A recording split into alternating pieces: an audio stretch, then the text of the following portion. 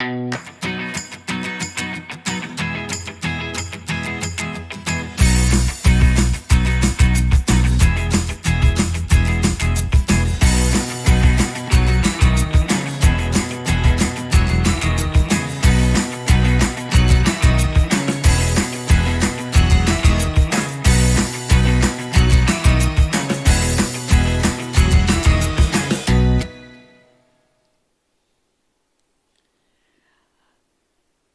everyone, thank you so much for coming for today's workshop on Read to Lead.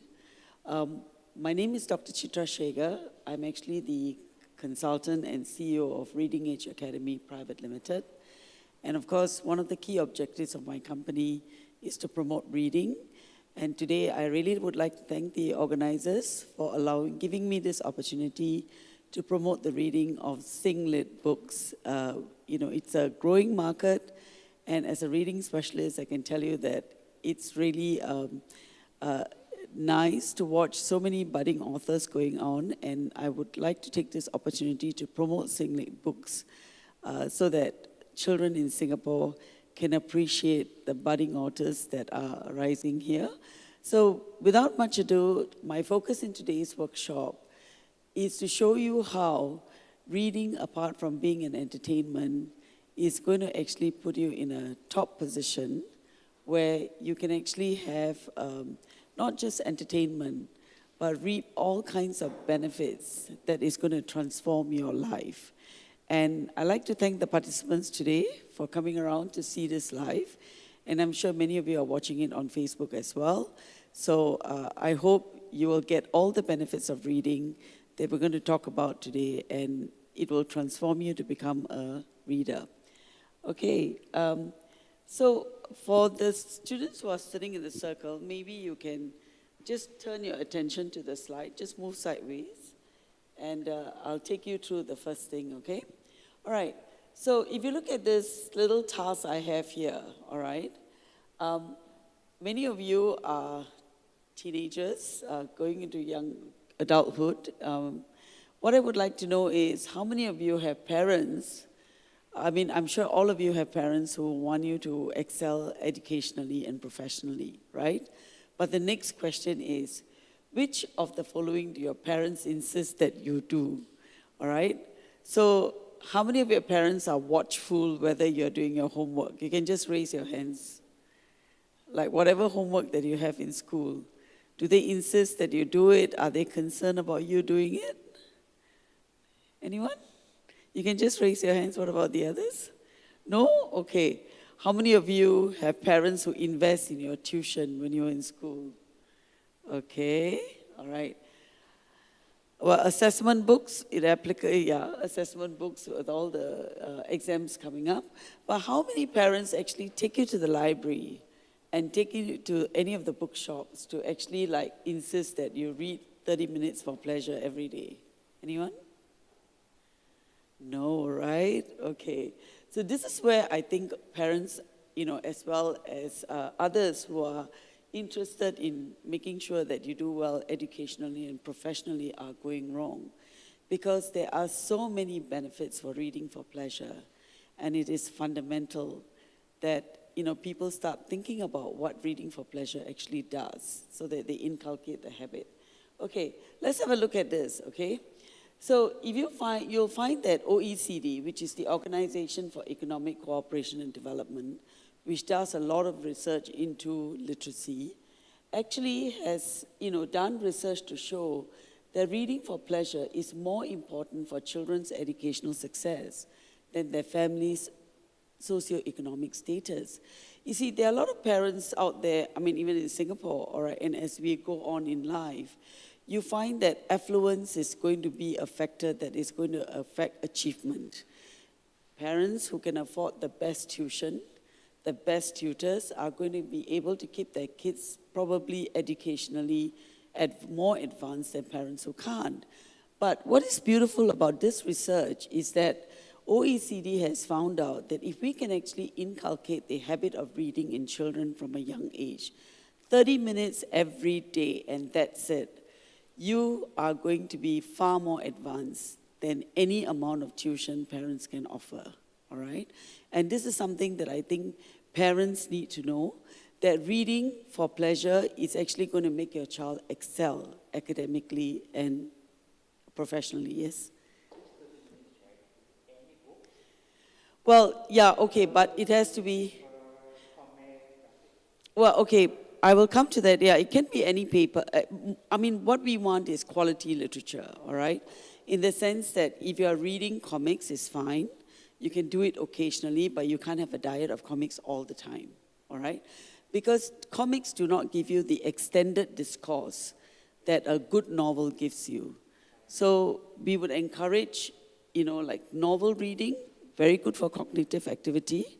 As you keep the chapters in mind and you read the book, you are gaining a lot in terms of language exposure, gaining a lot in terms of critical thinking and cognitive activity, because your mind has to keep everything in mind, okay?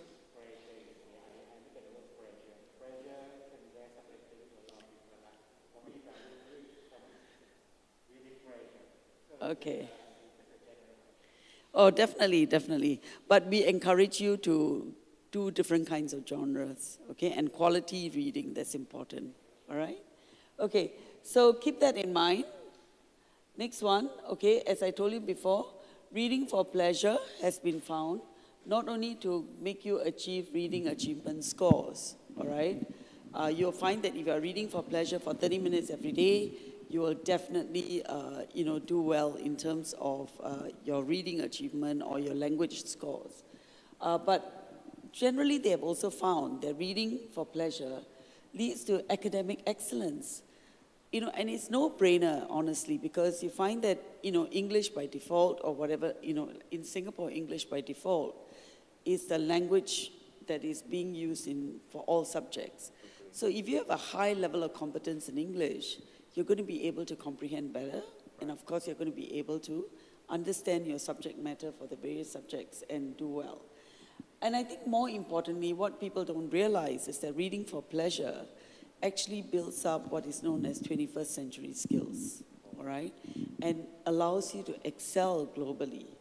Let's have a look at that. Okay, what are some of the benefits of leisure reading, okay?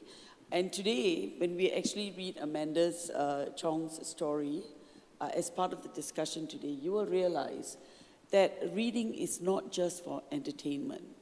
If you are a good reader who has been trained to read books in a reflective way, in a critical thinking way, you'll find that any book that you read is going to give you a lot of cultural knowledge, social knowledge, life skills. What do we mean by social knowledge? Books, when you read a good novel, it reflects all kinds of social situations, right? And these social situations are not something that is alien to you and me. We go through it daily. Like, for instance, bullying, corruption, all right? Being concerned about the environment. And this is what good books are all about. So when you actually read the book, you get into these social situations, you think about these social situations, and these are the things that are going to be applicable to you later on in life, all right? And of course, life skills that come with it, Every time the protagonist of a story goes through a trial, he learns so much. But the beauty of it is that you and I can actually read the book, not go through the experience ourselves, and yet pick up the life skills. And I think that is important, all right? Critical thinking, yes, every time you read a good novel, you put down the book, you go and get a cup of coffee, the book is basically reeling in your mind, right? And you're thinking about it, and that is actually part of critical thinking, okay?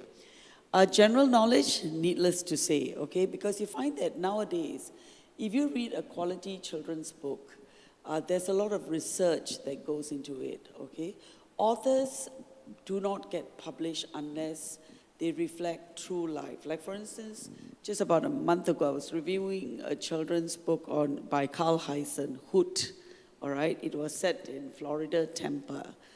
And so by reading the book, I've never been to Florida, Tampa, but I got to know everything about Florida, Tampa. What is the landscape like? What can you find there? What is the nature of the people? So if you are thinking of functioning in this global world, where it's going to be very cosmopolitan, you're going to meet people of different cultures, people who come from different places. This kind of general knowledge is going to be important for you to relate to them, to be able to start a conversation with them. And of course, I think it's no-brainer. Reading always leads to higher language proficiency and high academic achievement. And most importantly, skills for 21st century. What are some of these skills? Okay, knowledge, I think we've looked at different kinds of knowledge. Skills, okay, skills will be, you see, when you read a book, you're going to be eloquent, all right? You're going to be fluent. You're going to be interesting. And these are all skills that you need for the 21st century, all right? You need values. As I told you before, every time the protagonist goes through a trial in the story, he comes out of the trial much stronger person. He is teaching you values, all right? And then social and emotional competencies. Okay, again, like, you know, I found it really interesting that I was talking to this young lady just now, and I said, did you like my story for today? And she looked at me and she said, it was a very sad story, you know, and I didn't kind of, like for a Sunday morning, it was a bit too much.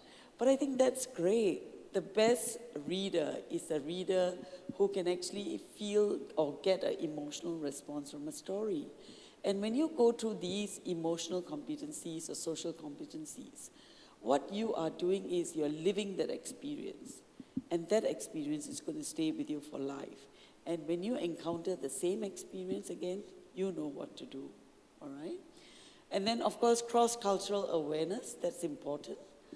Because you find that we are living in a very cosmopolitan world. I mean, as Singaporeans, you're going to go global. You're going to meet people of different kinds. So how do you relate to someone in another part of the world when you don't have any idea of their culture? So, and that enriches you, and that comes through reading as well. Finally, it makes you a self-directed learner, and I think it happens to me. Like last week, I was reading a little book on a hermit crab to a little 4-year-old girl. She looks at me and she said, Teacher Chitra, but you know what? I can't understand how a hermit crab actually looks like or moves. Can you please show me a 1-minute video so that I can see a real hermit crab? So here is a self-directed learner. The book became a stimulus for her to learn more. And that's what life is all about, right? And of course, you become a critical, inventive learner, and of course, fantastic communication skills, okay?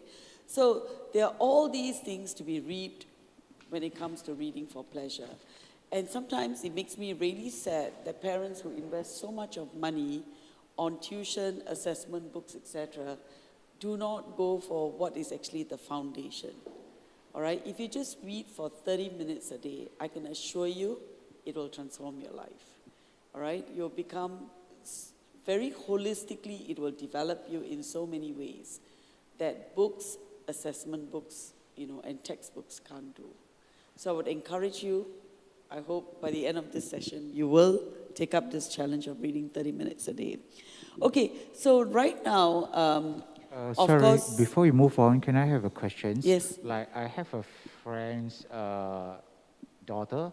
She loves to read those fiction storybooks, like being abused by the parents and all this. And sometimes, like, she was being trapped by the emotion inside the story. And she will start to imagine. It start to have phobia on certain things. Of course, it also helped her to be more aware, to be more protective, you know, when she grew up, not to be abused by the parents or the schools, in terms of physically or emotionally. So how, if a person gets trapped by the emotion from the story, can you advise how to, you know, how the person can get out from it instead of being, you know, being sucked into the emotion part of it? Okay, So some parents are so from that onwards, right, my friend stopped their daughter from reading all these kind of books which interest her. Of course, she's picked up a lot of skills, and also in terms of like communication skill, and in terms of like the English efficiency and all these things. But that's the emotion part. Sometimes she make her a bit like, you know, a bit distance from socializing. Yeah. Okay. Thank you for asking that question. Yes, I do understand that there are a lot of dystopian novels amongst us nowadays. Okay, there are a lot of writers who write about, things that make the world look a bit more restless and a bit more uncomfortable. Some of these dystopian novels are quite disturbing. So my advice to you is that, you can read some dystopian novels, but there are a lot of utopian novels out there. So it's a bit like the mind, isn't it? If you're constantly looking at the negative, you become a negative person. But if you feed your mind with the positive, then you find that you become positive. Yes, I do have students who actually are interested in dystopian novels, but I always tell them to balance it with utopian novels, all right? And I think you need to be very critical because some dystopian novels are very unreal. They are constructed to give you, a feel of reality that is different from what reality is, to attract you as a reader. But it doesn't mean it's going to be the norm, right? So you've got to be a very critical reader, and it doesn't mean that you have to give up reading for pleasure. You gravitate towards the better novels, the novels which are positive. And the way your friend can do this is to go into the internet, look at reviews of books, all right? And then decide whether she wants to read it. So I think it's a personal choice, that you gravitate towards the right books rather than the wrong books. And if you think that a dystopian novel disturbs you, then you should avoid it. But there are a lot of people who can read dystopian novels, enjoy it, and yet realize that it is not real. Yeah, I think, the novel makes her feel very like the series that we are watching. After one episode, like she don't want to put down the books. It's very exciting to know what the end is. That's how she pick up the pressure of reading those books. Yeah. Anyway, I understand. In a nutshell, is try not to be a cognitive miser, right? So try to read everything. Yeah. If you get emotionally affected, and if you're one of those, then gravitate towards, the happier books. The more utopian books. Thanks for answering. Thank you. Okay.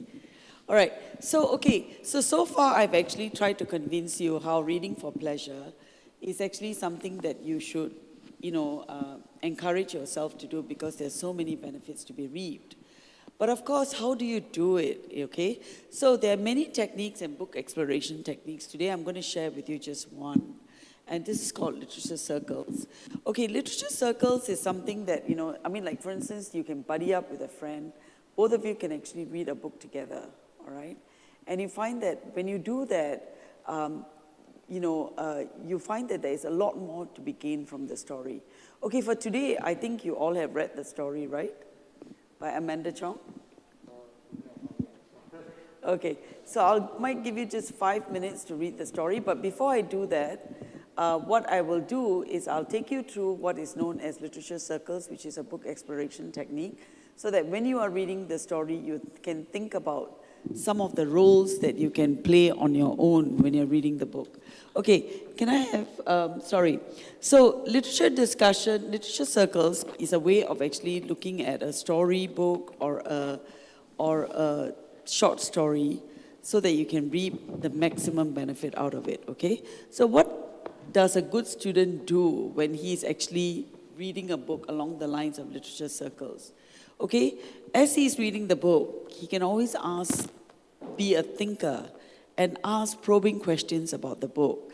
And I'm sure many of you, when you were reading this story by Amanda Chong, you were asking all kinds of questions. The mind is going on, is reacting all the time to what Amanda is doing, what her values are, and the social situation she's in.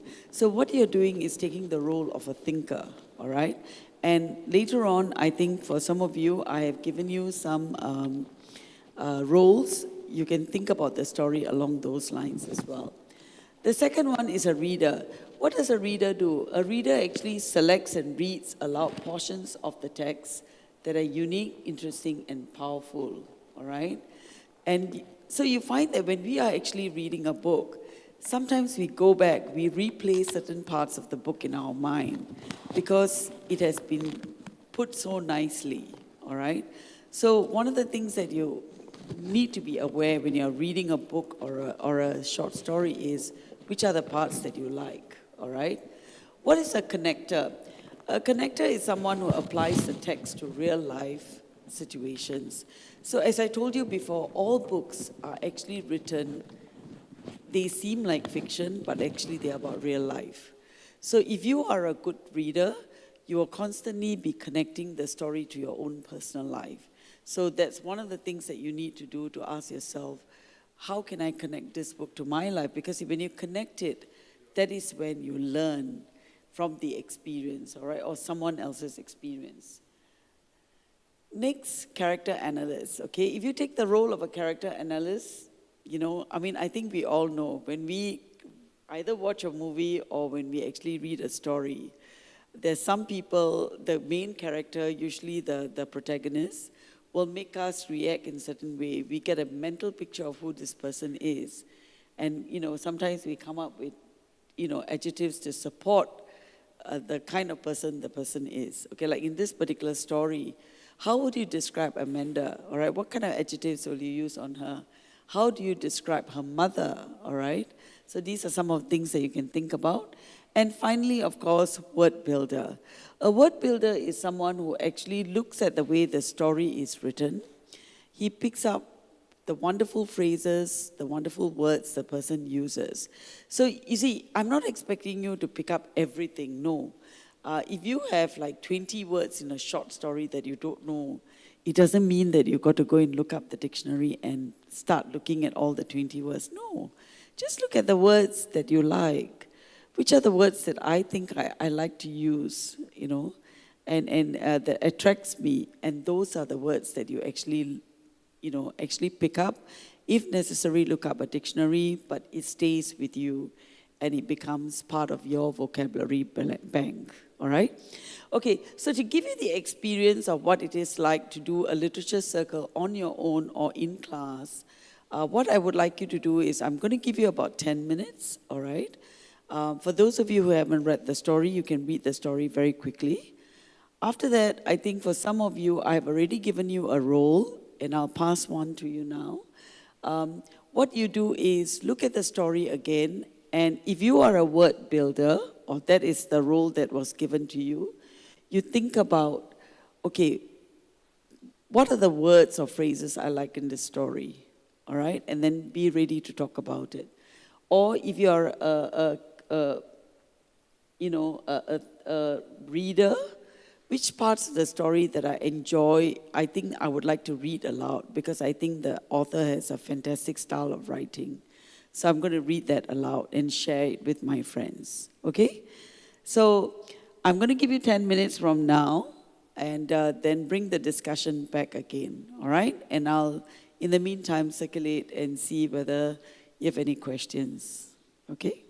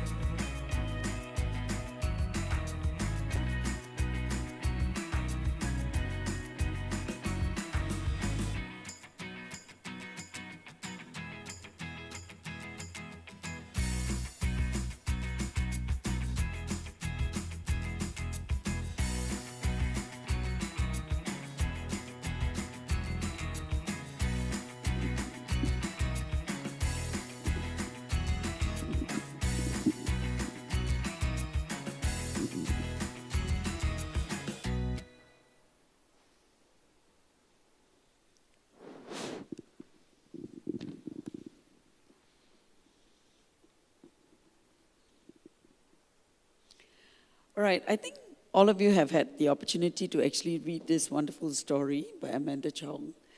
And, I think what will be, it's interesting because I'm sure many of you can relate to this story. You're caught in the same, probably web that Amanda is caught in.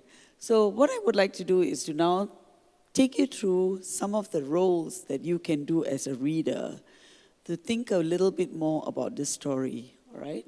Okay, I have actually given you all a little piece of paper that shows you the role that you can take.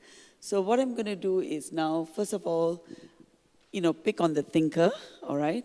So if you're reading this story, and what are some of the thought-provoking questions that you have about the text? Clarence, do you want to start us off?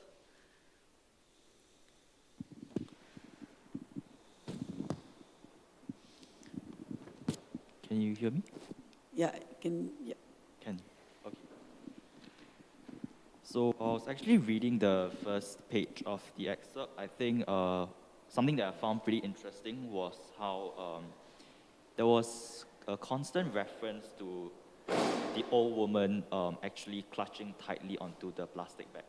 So in the first paragraph, there was actually a line mentioning the car careened down the highway, and the old woman was actually clutching tightly to the plastic bag on her lap.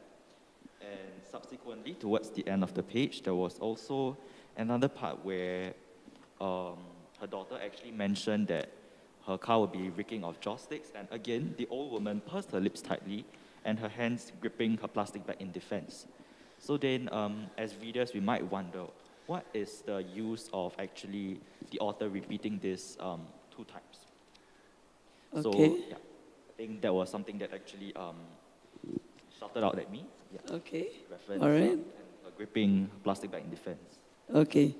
So you're wondering why is it the author had presented the mother in such a way that basically she was clutching on to the plastic bag, and then she was actually moving in the car with the pursed lips, etc. So what do you think, Clarence? Why do you think the author has actually presented the person in that way? I think for me, it's as though she has nothing else to hold on to. She actually has to hold on to a plastic bag. And the impression that it actually gives me, it's as though she's in the middle of an ocean, and she's probably just hanging onto a wooden plank whereby her daughter is very far away from her, even though they are in the same car, which actually brings forth a very, while we're actually reading this, in between the lines, we can see very subtly how there is, even though they are related by blood, but they're actually not that close after all. And the old woman is actually holding on to a mere plastic bag that many of us might see unimportant, and many of us might see as something that might end up in the trash. Okay, I think more importantly for me, who has actually read the story as well, I just feel also that it just goes to show, yeah, it's true, she obviously is very far away from her daughter, but I think what it makes me realize is that, I feel really sorry for her. She has invested her entire life on her, all right? And to think that after having invested and caring for her and raising her all these years, she is left in a situation where she doesn't have much of a relationship with the daughter, and the daughter doesn't think much of her. So it's like, it really saddens you, that part of it, okay? But I think it's something that we need to keep in mind. Later on, you find that you may want to connect this to aspects of your life. We are not blaming anybody, but I think it's just the way the world evolves. We are forced in the direction of materialism. We are forced in the direction of profession. So, sometimes the pace of life is so fast that you kind of leave behind some of the more valued things in life, right? Okay? All right. Thanks for that. Okay, what about, is there anyone who's a reader here?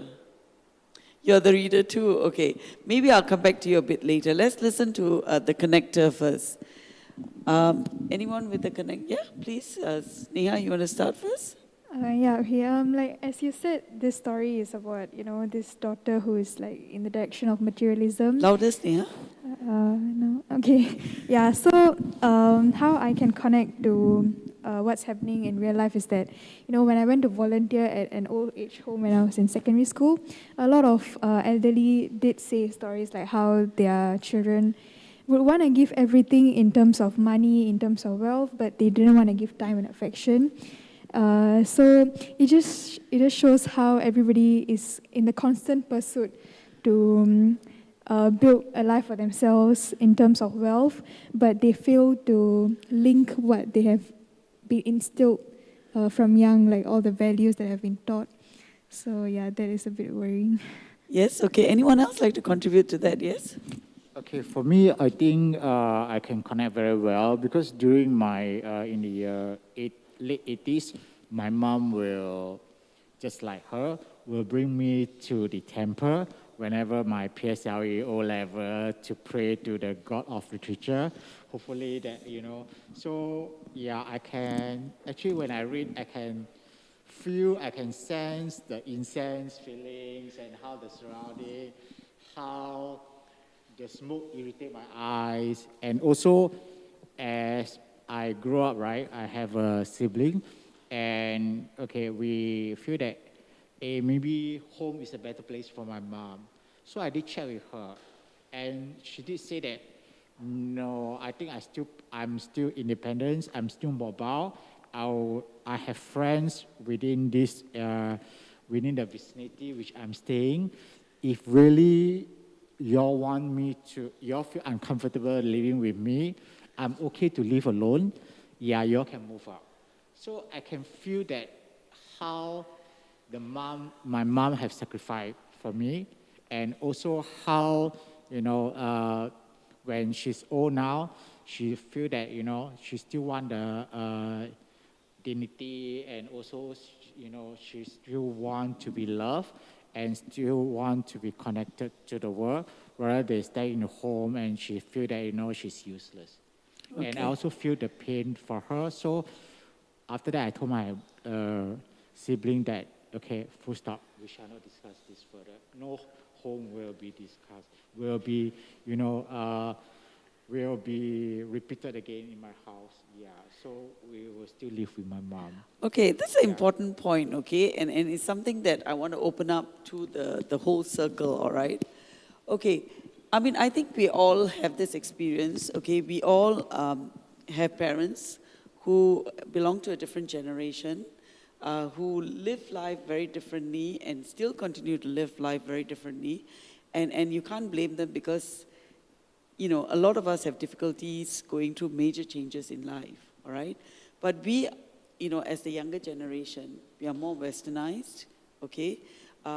So the question that I want to ask is that, if you look at Bichu, she has completely gone onto the other side, all right? Completely west, all right? And her mother is in the east. Is that the only solution that we have? Do you think a balance can be struck? Or do we have to completely give up our way of life because of the world that we are living in professionally and academically? What are your views? So I'll start first. Personally, I feel that the mom should speak up for herself, as how my mom did. And I guess that Bichu will provide her with all the necessity, right? As now, she'll provide her with a smaller house and all this. And she should speak out and request if she need a helper, she get a helper. And she should open up her circle of friends by going to her morning walk and things to make friends, or have volunteers in the homes to make friends. Okay. Yeah, so I think she should speak up rather than she been those in the older days where, very detached by husband, now children, is kind of sad. Okay. Yeah. So you think that the mom should actually be a bit more vocal about what her needs are? At the same time, I feel that whatever just now you have said, the plastic bag, I think that mom might have evolved as time goes, right? Might have some anxiety. So they should address on that issue also. Okay. I guess their mom might have some anxiety in terms of how her daughter is treating her and how the world is being involved. Okay. Yeah. All right. So that's in transformation in terms of what you think the mom should do. But if you were in Bichu's shoes, say you are Bichu, you're doing a critical thinking of yourself. So, are you sympathetic to Bichu, or do you think that she can be a slightly different person?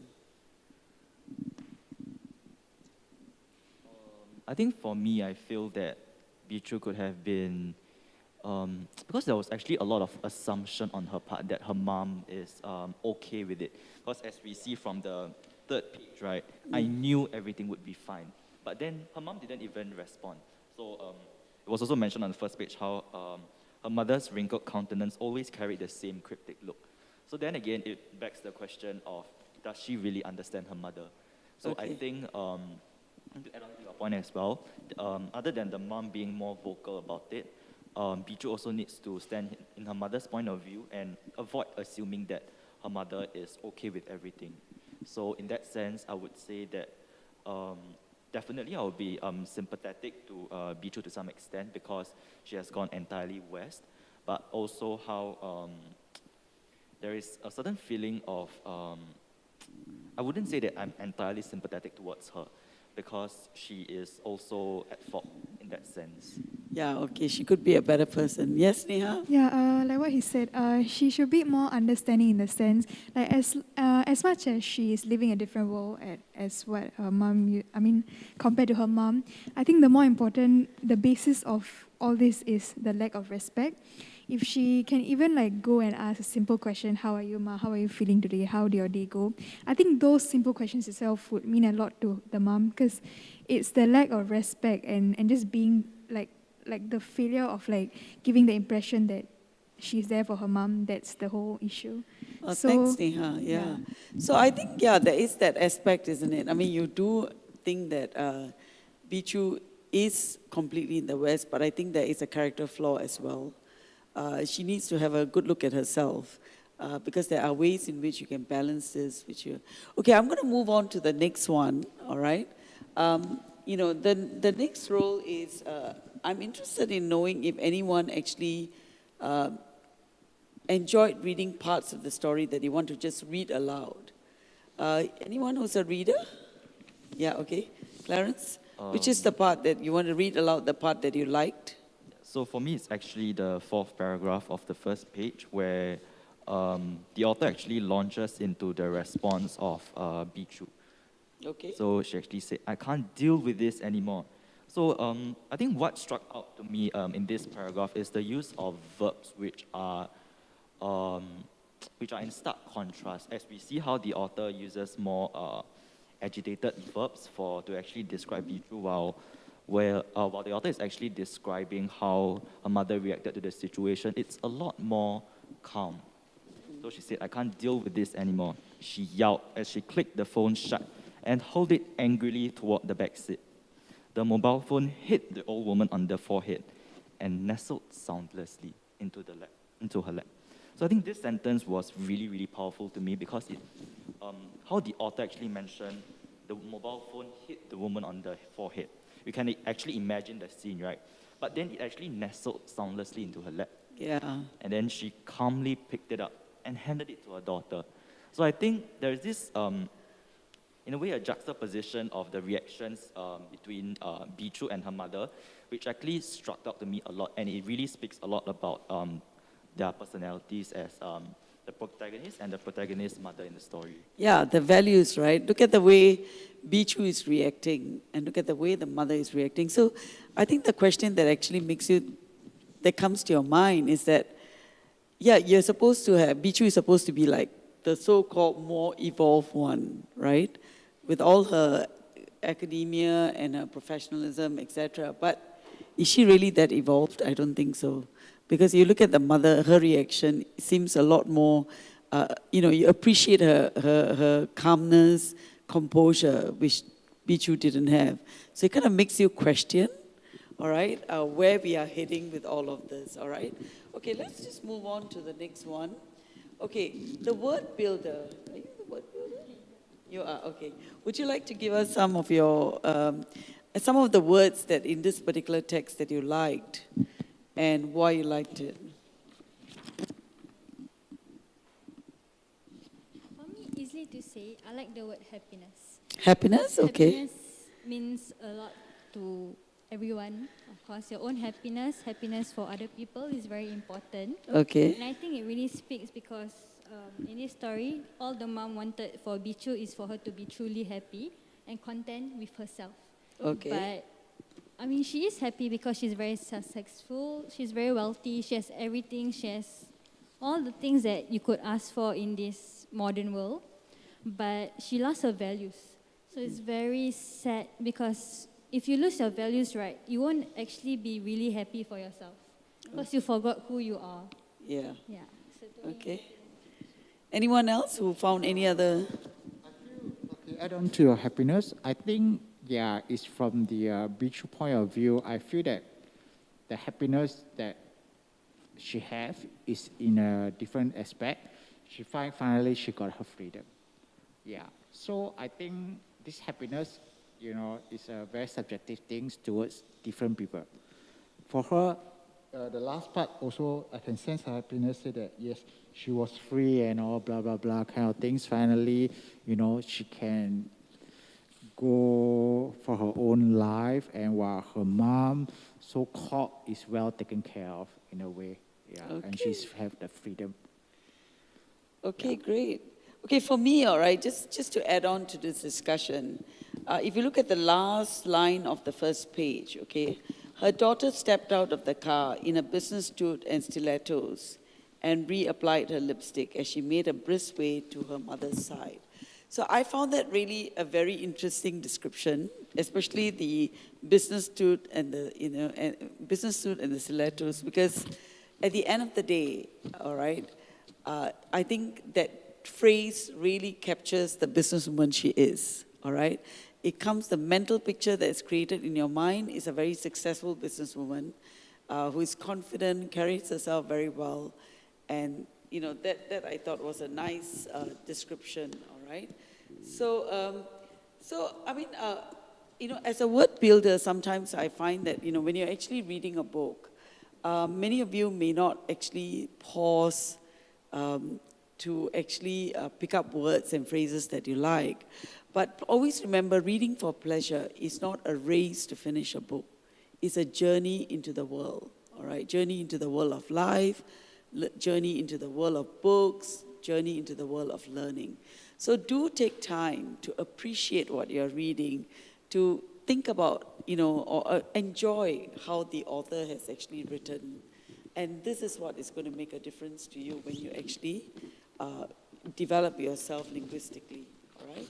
Okay, and the last one is character analyst. Okay, we've got two fantastic characters in the story, both powerful in their own ways. Even though mother is like a shadow, I think she's far from being a shadow, right?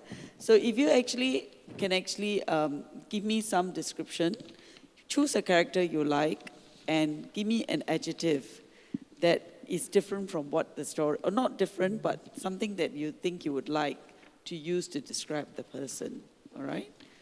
So anyone wants to do that?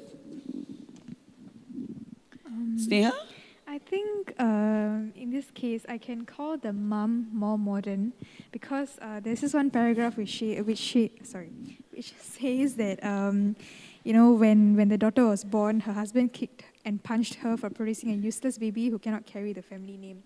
So at that age,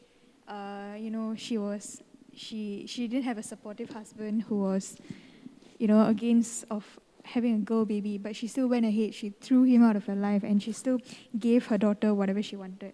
Okay. So honestly, more than the daughter, I feel that the mom is more modern, and that's how I would describe More her. advanced, you should Yeah, say. in Definitely, terms of mindset, yeah. I mean, for a single woman to raise a child into a successful businesswoman, is definitely a feat, right? And therefore, you wonder whether, any of these adjectives that Bichu throws at her actually fits her, because she's not archaic, for sure. She's very advanced, progressive in her thinking. She has managed to do single-handedly what she wants her daughter to become, right? Okay, great. Anyone else? Yes? I think I will use the words offering. Offering. Yeah, because the mom, will keep on going to the temple to offer whenever everything she pray is for the sake of her daughter, her family. And she also very offerings in terms of like, giving the education, care, and love. So I think she's a very offering woman. Yeah, she's very giving like in a sense. Sacrificing and yeah. She's a very giving mother. Right. Okay, all right.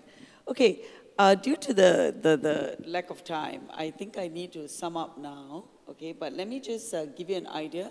So today what we did was literature circles, all right? So what I would like you all to know is that, okay, reading need not just be entertainment alone, okay? I'm sure many of you enjoyed this story, but if you want to reap the maximum benefits, all right, from books, from whatever you read, okay, it is important that you look a little bit deeper. All right, so remember I said earlier, reading is not a race to finish a book. It's what you get out of the book at the end of the day that is important, all right? And so, like today, just by giving you different roles, what I made you do is to think a little bit more deeply about this short story. While you're being entertained, you also gained a lot of life skills, knowledge. You gained a lot about words, okay? You were looking more closely at words. You were doing a character analysis, etc. So all these are important parts of book reading, all right? So read for entertainment, but not just for entertainment, okay? Secondly, you find that, okay, as I mentioned to you, reading is so powerful. This story is, I think, fiction, all right? Or I hope it's fiction, but it may not be fiction because there's so many aspects of life that we can actually connect it with. So you find that just by reading this one story and thinking about it a bit more, there's so much of general knowledge that you can actually read. Like for me, I'm Indian. I'm not completely familiar with Chinese culture, but I think I get a slice of Chinese culture, how she goes to the temple, she prays. And one of the things that made me realize is that it's so similar to the Indian culture that I belong to. We also go to temple, we also pray, and the cultural thing, connects me. The other thing is, of course, all the social things, okay? Like, for instance, when I was reading this story, I cannot but connect or relate to Bichu. I have the traditional side of me, but I also have the modern side of me. And the thing that actually makes me think is whether I have a better balance. Yeah, some days I'm very traditional. I wear Indian costumes, all right? I go to the temple. But now look at me in this workshop, I'm completely westernized, right? So I'm wondering whether that kind of balance is realistic.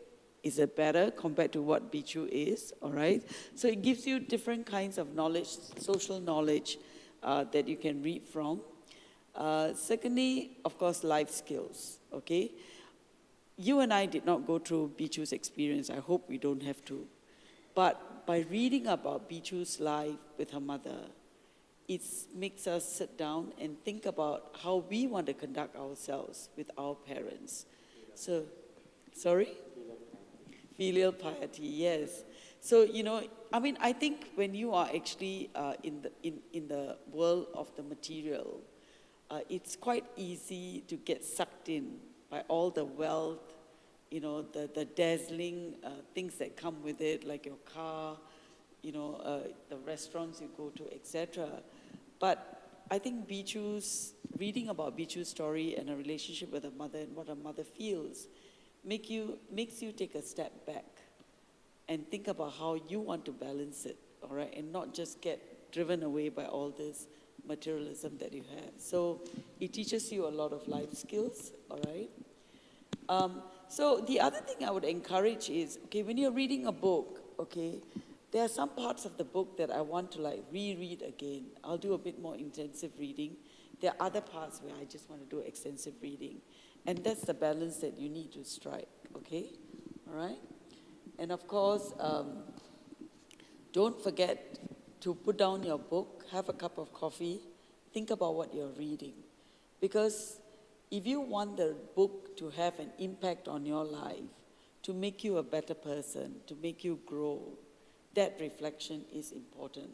Like, for instance, your friend who's reading all this dystopian novel, she's got to realize that, hey, I'm not made for these novels because it's affecting me negatively, all right? Either she change herself and become stronger, or she should move away and get into more, novels which are more positive. Like, for instance, I'll give you a personal experience. When I was actually 18, I did volunteer work in a hospice, all right? And I went to, not really hospice, but people who are really, in a bad way and have to stay in a home. And I remember I was actually asked to teach an elderly adult who has actually lost his ability to read because he had brain damage during a fever. So I did that with him. I went back, I did reading with him and taught him how to read for 6 months. But every time I did the reading, I found that the session ended up with him telling me how miserable he is, how unfortunate life is, etc. And I found that I started getting depressed. So I knew that my personality did not suit that social work. So I actually disengaged myself after a couple of months, but I passed him on to someone who was stronger because I knew I needed to heal, all right? And at the age of 18, I didn't have the ability to cope with this kind of questions. So in the same way, always debate, okay? Make sure you think about what you're reading, and if it's something that affects you negatively, it might be worthwhile to move away for a while, all right? If you're going back to the same Oh, I think volunteer, I'll be much stronger. So you're able to cope? I'll be able to see that, I will be able to constantly reflect on the positive rather than the negative. So I think I've gained enough experience over the years. Thanks for sharing. No problem. Okay, and of course, collaborative learning is very effective. So, typically you find that sometimes we all have got book clubs, okay? And I think book clubs are great because you find that everybody is reading the same short story or novel. You learn a lot. Like in today's discussion, all right? Just by listening to what each one has to say, you have a much deeper understanding of the book than you otherwise would have had, all right?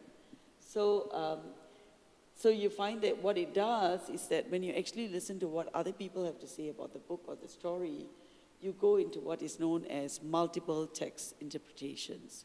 And I think that's the beauty of literature, that's the beauty of a work, when you can see so many layers of meaning that you did not see as an individual reader, okay? All right? So, and always remember to read a text or a story critically, evaluate the text, etc. All right? Okay, so I'm hoping that, today's session, all right, the title is Read to Lead, okay? Let's not forget that at the end of the day, even though reading for pleasure is not emphasized, all right, today that there are so many takeaways from reading for pleasure. And all you have to do is to read 30 minutes a day to be on top of your game, all right? And if you can read 30 minutes a day, I can assure you that it will transform your life academically and professionally. But as you mentioned earlier, it will be good for that 30 minutes of the day. You have a combination of different genres. Get a book to read, okay? Get a novel, because a novel is always good for you. Occasionally, if you want to read nonfiction, pick up National Geographic if you like travel books, or go into New York Times, read a critical article. But whatever it is, if you read for 30 minutes a day, you find that it's going to really make you very knowledgeable about the world in terms of current affairs as well as social situations.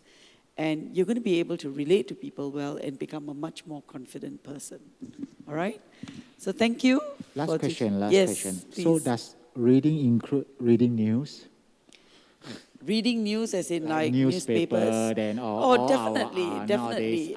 But just remember that when you're actually reading newspapers, all right, it is just one type of genre. And it is usually very short. So you see, there's a lot of difference between reading a newspaper article, a short story versus a novel.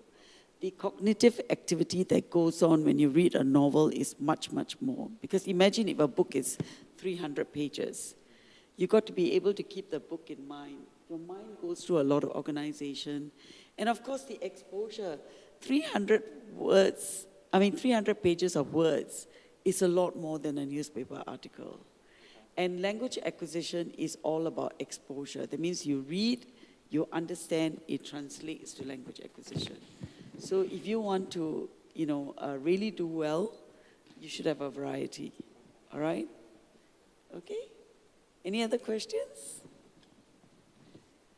Okay, so thank you so much for joining me today. I hope that, today's session will inspire you to read for pleasure 30 minutes every day. And you've got my email address. Okay, if it doesn't transform your life in 6 months and you have been doing it for 30 minutes every day, you can always write to me and I'll take up the challenge, all right? Okay, thank you. Thank you.